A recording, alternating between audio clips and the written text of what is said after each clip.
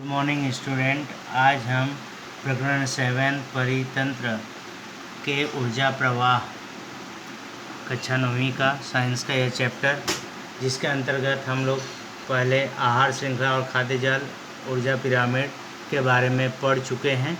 अब उसके आगे इसके पहले वाला जो वीडियो है उसमें टेक्स्ट बुक का जो पढ़ाया जा रहा है थोड़ा ब्लर आया है, तो वीडियो को सुनते हुए आप लोग टेक्स्ट बुक भी साथ में रखिएगा।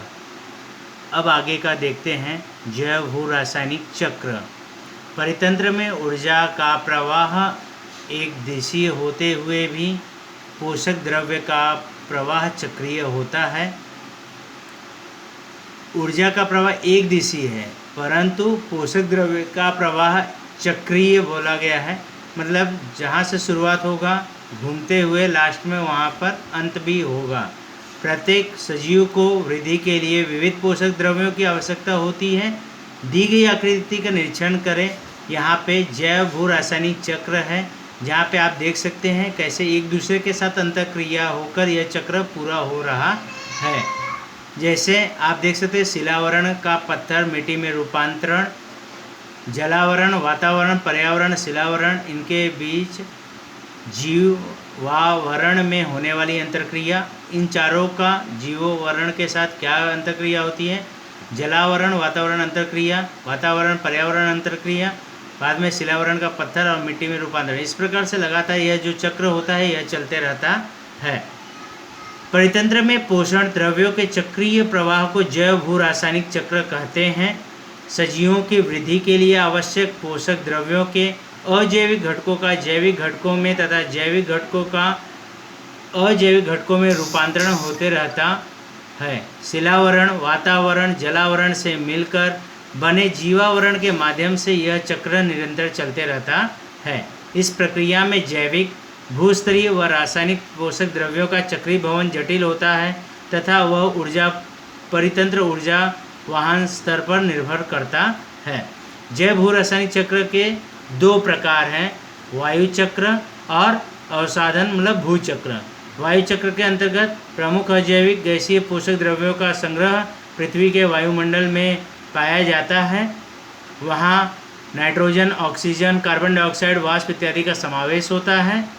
भू चक्र के अंतर्गत प्रमुख अजैविक पोषक द्रव्यों का संग्रह पृथ्वी पर मृदा, अवसाद व अवसादी चट्टानों में पाया जाता है। लोहा, कैल्शियम, फास्फोरस, जमीन के अन्य सभी घटक का यहाँ पे समावेश होता है।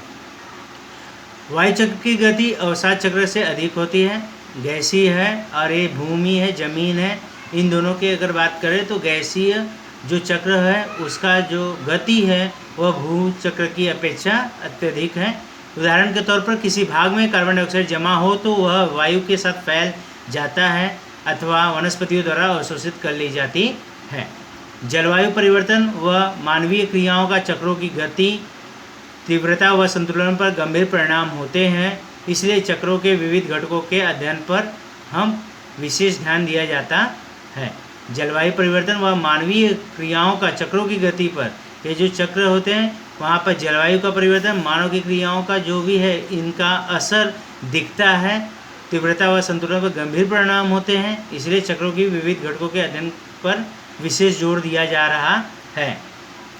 क्या आप जानते हैं वायु चक्र व अवसादन चक्र, इन दोनों चक्रों को एक दूसरे से पूर्णतः अलग नहीं किया जा सकता। वे एक दूसरे के ऊपर निर्भर रहते हैं, एक दूसरे से पूर्ण रूप से अलग नहीं कर सकते। यहाँ पे दो एग्जाम्पल बताया गया है नाइट्रोजन का और कार्बन डाइऑक्साइड को लेकर। नाइट्रोजन गैस वातावरण में मौजूद है लेकिन वह स्वतंत्र रूप से वातावरण में पाई जाती है, लेकिन वनस्पतियों के लिए बहुत ही उपयोगी होती है उनकी वृद्धि के लिए, तो यौगिक के रूप में मृदा में वह पाया जाता है। उसी प्रकार से सभी सजीव जो हैं वह कार्बन से बने हुए हैं, कार्बन है, लेकिन कार्बन अजैविक स्वरूप में कोयला, ग्रेनाइट, हीरा, चूने के पत्थर में पाया जाता है, जबकि कार्बन डाइऑक्साइड के रूप में वह हवा में रहता है। तो इस प्रकार से हम देख सकते हैं कि वायु चक्र का व अवसादन चक्र दोनों एक दूसरे से पूर्ण रूप से अलग नहीं किए जा सकते हैं। ठीक है, एक बार पढ़ लेते इसे। वायु चक्र व अवसादन चक्र, इन दोनों चक्रों को एक दूसरे से पूर्ण रूप से अलग नहीं किया जा सकता।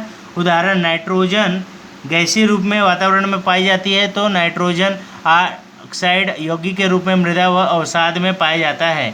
इसी प्रकार कार्बन अजैविक स्वरूप में मुख्यतः शिलावरण के पत्थर के कोयले, ग्रेनाइट, हीरा व चूने में पाया जाता है, जबकि वातावरण में कार्बन डाइऑक्साइड वायु रूप में पाया जाता है। समानतः कार्बन का अस्तित्व पत्थर के कोयले में वनस्पति व प्राणियों की अपेक्षा अधिक समय तक बना रहता है। अब हम देखते हैं जैव भू रासायनिक चक्र में 3 प्रकार के चक्र की बात करेंगे, कार्बन चक्र, ऑक्सीजन चक्र और नाइट्रोजन चक्र। तो पहला है कार्बन चक्र। तो कार्बन चक्र से संबंधित यहाँ पे डायग्राम एक है, देख सकते हैं। सूर्य प्रकाश, जैव कार्बन, जैव अपघटन, प्राणी श्वसन द्वारा कार्बन की उत्पत्ति, वनस्पति श्वसन, जीवाश्म ईंधन, पानी का अवशोषण, कारखानों द्वारा कार्बन डाइऑक्साइड छोड़ी जाती है, और वनस्पतियों द्वारा सूर्य प्रकाश की उपस्थिति में कार्बन डाइऑक्साइड का अवशोषण करके प्रकाश संश्लेषण की प्रक्रिया के माध्यम से भोजन का निर्माण, साथ ही साथ ऑक्सीजन का उच्छ्वास करती हैं, जिसके कारण श्वसन प्राणियों के श्वसन के लिए उपयोगी होता है। तो ये चक्र जो है लगातार बना रहता है। अब उसी के बारे में देखते हैं।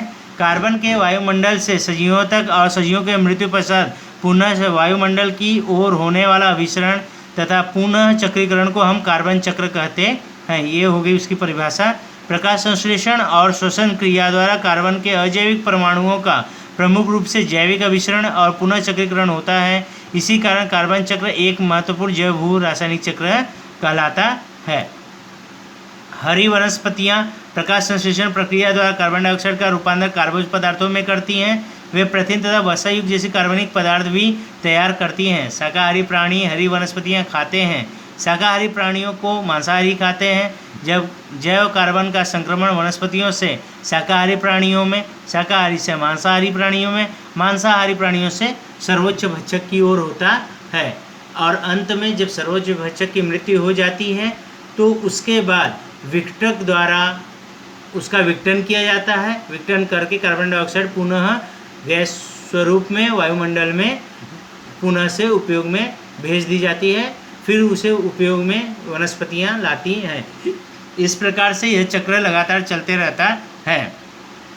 कार्बन चक्र की प्रमुख जीव प्रक्रियाएँ तो यहाँ पे देख सकते हैं कि वनस्पतियाँ जो होती हैं प्रकाश संश्लेषण में के माध्यम से हवा की कार्बन डाइऑक्साइड का अवशोषण करती हैं। सूर्य प्रकाश पर्णहरिण के सहायता से ग्लूकोज का निर्माण करती हैं और का ऑक्सीजन मुक्त करती हैं। ग्लूकोज और ऑक्सीजन जब सजीव उन्हें भोजन के रूप में ग्रहण करते हैं तो तंतु कणिकाएँ जो कि ऊर्जा का केंद्र कहलाती हैं, तो ऊर्जा का निर्माण होता है, ऊर्जा का अवशोषण करते हैं, साथ ही साथ कार्बन डाइऑक्साइड उच्छ्वास के रूप में बाहर कर दी जाती है। अंततः मृत्यु पश्चात सभी उत्पादकों और भक्षकों को जीवाणु और फफूंदी से विघटकों तक विघटन होकर कार्बन डाइऑक्साइड गैस पुनः मुक्त कर दी जाती है। यह गैस वायुमंडल में मिश्रित होती है, फिर से उपयोग में लाई जाती है। इसी प्रकार एक सजीव से दूसरे सजीव तक कार्बन का अभिसरण लगातार चलते रहता है। सजीवों के मृत्यु उपरांत कार्बन प्रकृति में लौटाया जाता है और पुनः सजीवों के पास आता है। इस प्रकार से चक्र घूमते रहता है। क्या आप जानते हैं जीवाश्म ईंधन का ज्वलन, लकड़ी का ज्वलन, दावानल और ज्वालामुखी का फटना जैसी अजैविक प्रक्रियाओं द्वारा कार्बन डाइऑक्साइड गैस बाहर निकलकर हवा में मिश्रित हो जाती है। प्रकाश संश्लेषण द्वारा ऑक्सीजन गैस वायुमंडल में उत्सर्जित की जाती है। श्वसन क्रिया द्वारा कार्बन डाइऑक्साइड वायुमंडल में उत्सर्जित की जाती है। वनस्पतियों के कारण वायुमंडल में ऑक्सीजन और कार्बन डाइऑक्साइड का संतुलन बना रहता है। तो यहाँ पे हमने देखा कि किस प्रकार से कार्बन डाइऑक्साइड गैस का वातावरण में संचयन होता है। बाद में प्रकाश संश्लेषण की प्रक्रिया द्वारा वनस्पतियाँ उन कार्बन डाइऑक्साइड का अवशोषण करती हैं और उच्छ्वास के रूप में ऑक्सीजन को वायुमंडल में उत्सर्जित करती हैं, और वह उस ऑक्सीजन की सहायता के द्वारा सजीव अपना जीवन यापन करते हैं। इस प्रकार से वनस्पतियों के माध्यम से वायुमंडल में ऑक्सीजन और कार्बन डाइऑक्साइड का संतुलन सदैव बना रहता है। थोड़ा सोचिए, उष्णकटिबंध में कार्बन चक्र प्रभावी होता है, ऐसा क्यों होता है? तो इसका जवाब रहेगा उष्णकटिबंध में जो रहता है, उष्णकटिबंध वाले प्रदेश में अत्यधिक गर्मी होती है, तापमान अधिक होता है। इसके साथ ही साथ वहाँ पर विषुवत वृत्तीय जंगलों की भी संख्या अधिक पाई जाती है। अधिक वनस्पतियों के कारण प्रकाश संश्लेषण की प्रक्रिया में ऑक्सीजन का सतत निर्माण होते रहता है। कार्बन डाइऑक्साइड का बड़ी मात्रा में अवशोषण होता है। इस कारण से तापमान के कारण भी कार्बन चक्र का यहाँ पे प्रभाव पड़ता है। पृथ्वी पर कार्बन का अनुपात स्थिर है, फिर भी कार्बन डाइऑक्साइड गैस के कारण तापमान में वृद्धि क्यों हो रही है? हवा की कार्बन और तापमान में वृद्धि परस्पर संबंध पहुँचा। इन दोनों का उत्तर लगभग एक ही होगा कि वायुमंडल में अधिक मात्रा में छोड़ी गई कार्बन डाइऑक्साइड गैस अन्य गैसों के साथ पृथ्वी की सतह से नज़दीक आच्छादन करती हैं। इस कारण सौर ऊर्जा में के कुछ विकिरण बाहर अवकाश में पुनः वापस नहीं जाते। औद्योगिकरण, वनों की कटाई के कारण कार्बन डाइऑक्साइड की मात्रा बढ़ रही है। इस कारण से हरितगृह परिणाम होता है तथा वैश्विक तापमान में लगातार वृद्धि देखने को मिलती है। अब अगला करते हैं ऑक्सीजन चक्र के बारे में। अब पढ़ते हैं ऑक्सीजन चक्र। यहाँ पे एक डायग्राम है, देख सकते हैं कि किस प्रकार से यह चक्र बना हुआ है। वनस्पतियों द्वारा ऑक्सीजन की निर्मिति, प्राणियों द्वारा ऑक्सीजन का शोषण, प्राणियों द्वारा शर्करा अणु का विघटन, प्राणियों द्वारा कार्बन डाइऑक्साइड का उत्सर्जन, कार्बन डाइऑक्साइड वापस से वनस्पति द्वारा अवशोषित कर ली जाती है, भोजन की निर्मिति होती है और साथ ही साथ ऑक्सीजन की निर्मिति होती है। तो इस प्रकार से यह चक्र चलते रहता है। पृथ्वी के वायुमंडल में लगभग 21% और जलमंडल तथा शिलावरण ऐसे तीनों मंडलों में ऑक्सीजन पाया जाता है। जीवावरण में ऑक्सीजन का अभिसरण और उसके पुनः उपयोग को ऑक्सीजन चक्र कहते हैं। इस चक्र में भी जैविक तथा अजैविक ऐसे दो घटक समाविष्ट होते हैं।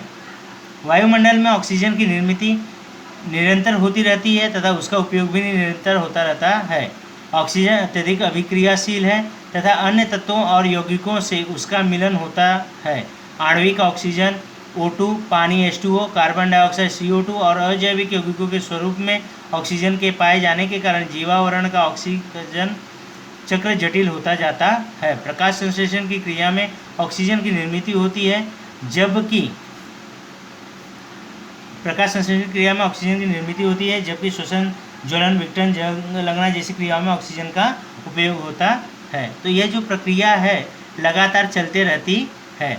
आप जानते हैं सूक्ष्म जीव के दो प्रकार होते हैं।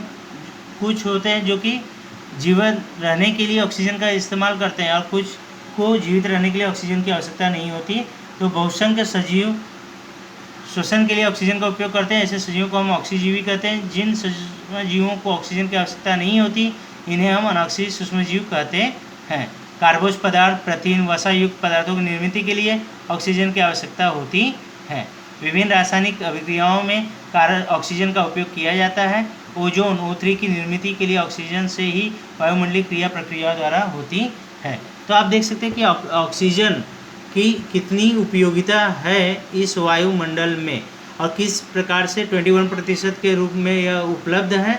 और यहाँ पे जैविक और अजैविक दोनों ही घटक में यह समाविष्ट होती है और इस चक्र के अंतर्गत दोनों ही घटकों का समाविष्ट होना अनिवार्य है। ठीक है, तो अब नेक्स्ट है नाइट्रोजन चक्र के बारे में पढ़ते हैं। नाइट्रोजन सर्वाधिक मात्रा में उपलब्ध है, लेकिन नाइट्रोजन का सीधे तौर पर उपयोग कोई भी नहीं कर सकता, इसीलिए नाइट्रोजन का स्थिरीकरण होना अनिवार्य है। नाइट्रोजन के स्थिरीकरण के लिए कौन सा सूक्ष्मजीव मदद करते हैं, ये पूर्व 8वीं में आपने पढ़ा है, पूर्व कक्षा में आपने पढ़ा है, तो थोड़ा इसकी जानकारी ले लेते हैं। ये है नाइट्रोजन चक्र। नाइट्रोजन जो है स्वतंत्र रूप से वातावरण में है, लेकिन सीधे तौर पर नाइट्रोजन का इस्तेमाल सजीव या वनस्पतियां नहीं कर सकती, उनका स्थिरीकरण होना अनिवार्य आवश्यक होता है। तो देखिए क्या होता है नाइट्रोजन का स्थिरीकरण। हवा में नाइट्रोजन का उनके लवण के रूप में रूपांतरण होने की क्रिया को नाइट्रोजन का स्थिरीकरण कहते हैं। दो प्रकार से होता है, भौतिक प्रक्रिया और जैविक प्रक्रिया। तो भौतिक प्रक्रिया में हवा की जो नाइट्रोजन होती है वो उनका रूपांतरण नाइट्रोजन ऑक्साइड में होता है। जब बिजली तड़कती है तब उनका नाइट्रोजन में ऑक्साइड में उसका रूपांतरण होता है। नाइट्रोजन ऑक्साइड का बरसात के पानी के साथ संयोग होकर नाइट्रस अम्ल और नाइट्रिक अम्ल में रूपांतरण होता है। बाद में यह अम्ल वर्षा के पानी के माध्यम से मिट्टी तक पहुंचता है, मिट्टी में सोख लिया जाता है। मिट्टी के अन्य तत्वों के साथ अभिक्रिया होकर नाइट्रोजन के यौगिकों का निर्माण होता है और वनस्पतियों की वृद्धि के लिए ये बहुत ही उपयोगी होते हैं। दूसरी प्रक्रिया है जैविक प्रक्रिया। यह फली वाली वनस्पतियों की जड़ों की गांठों में राइजोबियम प्रजाति के सजीवी जीवाणु पाए जाते हैं। वो नाइट्रोजन का स्थिरीकरण करते हैं। मिट्टी में स्वतंत्र रूप से पाए जाने वाले एजेटोबैक्टर जीवाणु नाइट्रोजन का स्थिरीकरण करते हैं। तो ये जो दो सूक्ष्म जीव है, राइजोबियम और एज़ोटोबैक्टर, ये वो सूक्ष्म जीव हैं जो कि नाइट्रोजन का स्थिरीकरण करते हैं और वनस्पतियों को उनकी वृद्धि के लिए नाइट्रोजन का स्थिरीकरण करके उनकी वृद्धि के लिए सहायता प्रदान करते हैं। वायुमंडल में नाइट्रोजन गैस सबसे अधिक अनुपात 78% में पाया जाता है। प्राकृतिक चक्र का सतत अबाधित रखने के लिए नाइट्रोजन की आवश्यकता होती है। प्रकृति में जैविक तथा अजैविक प्रक्रियाओं से नाइट्रोजन गैस के अलग अलग यौगिकों में होने वाला अभिसरण और पुनःचक्रीकरण नाइट्रोजन चक्र के नाम से जाना जाता है। देखिए, सभी सजीव नाइट्रोजन चक्र में सहभागी होते हैं। नाइट्रोजन प्रोटीन और न्यूक्लिक अम्लों का एक महत्वपूर्ण घटक है। अन्य तत्वों की तुलना में नाइट्रोजन निष्क्रिय है। वह अन्य तत्वों के साथ सहजता से यौगिक नहीं बनाता। अधिकतर सजीव मुक्त अवस्था के नाइट्रोजन का उपयोग नहीं कर पाते, इसलिए नाइट्रोजन का स्थिरीकरण होना अनिवार्य होता है। नाइट्रोजन चक्र की प्रमुख प्रक्रियाएं हैं, जो स्टेप है कि कैसे उनका स्थिरीकरण किया जाए या उसका किस प्रकार से यौगिकों में रूपांतरण होता है, उसके बारे में यहाँ पे बताया गया है। पहला, नाइट्रोजन का स्थिरीकरण। वायुमंडलीय, औद्योगिक और जैविक प्रक्रियाओं द्वारा नाइट्रोजन का रूपांतरण नाइट्रेट तथा नाइट्राइट में होता है। अमीनोकरण, सजीवों के अवशेष उत्सर्जित पदार्थों का विघटन होकर अमोनिया मुक्त होती है। नाइट्रीकरण, अमोनिया का रूपांतरण नाइट्राइट और नाइट्रेट में होता है। विनाइट्रीकरण, नाइट्रोजन युक्त यौगिकों का गैसीय नाइट्रोजन में रूपांतरण होता है। तो इस प्रकार से नाइट्रोजन चक्र पूर्ण हुआ। तो इस वीडियो में हमने जैव भू रासायनिक चक्र के अंतर्गत कार्बन चक्र, ऑक्सीजन चक्र तथा नाइट्रोजन चक्र के बारे में जानकारी हासिल की। इसी के साथ चैप्टर नंबर 7 प्रतितंत्र के ऊर्जा प्रवाह समाप्त हुआ। और इस वीडियो को ध्यान से सुनकर समझिए और इसे देखते हुए अपने किताब को सामने रख कर उसे साथ में पढ़ते जाइए, ध्यान से समझते जाइए। धन्यवाद।